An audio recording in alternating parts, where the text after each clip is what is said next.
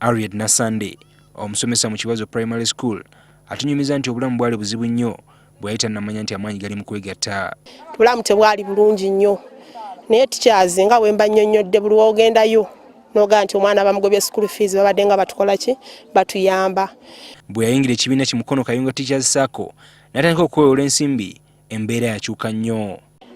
Si bwe bwali obulungi ne kati wentuuse nze muntu eyeyagaza, kubeera bw'otuuka awaka olaba nga embeera gye ndimu si mbi. Ssente ezo yasalawo okuzissa mu bulimi n'obulunzi, nga kati n'omusaala gw'oku ssomero tagufaako nnyo.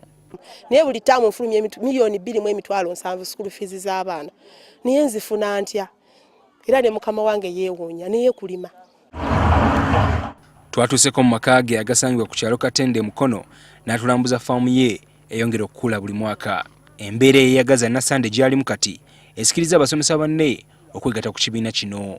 Naye abasomesa abasinga baagala kweraga kwambala kukola kutya kwambala abamulengere nti musomesa, naye mu katono ako nyambala mpeerera abaana ate nendaba nga neeyimirizaawo. David Kyazenga naye aganyuddwa mu kwegatta nga kati alimu ebintu omuli ebikajjo Sacco ne kokowa. Okusooka nali ntya nnyo ebbanja, okusooka nali seewola, naye luvannyuma nnyo Mukono Teachers bwe tuliisa enjiri ne nnyingira. Bano bakubiriza abasomesa abalindiriranga omusaala batandika okulowooza ku ky'okwegatta. Bwe baba beegasse mu myaka egyo egijja mu maaso bajja kuba ate nga nabo basobola okufuna okukola okufunira abantu abalala emirimu.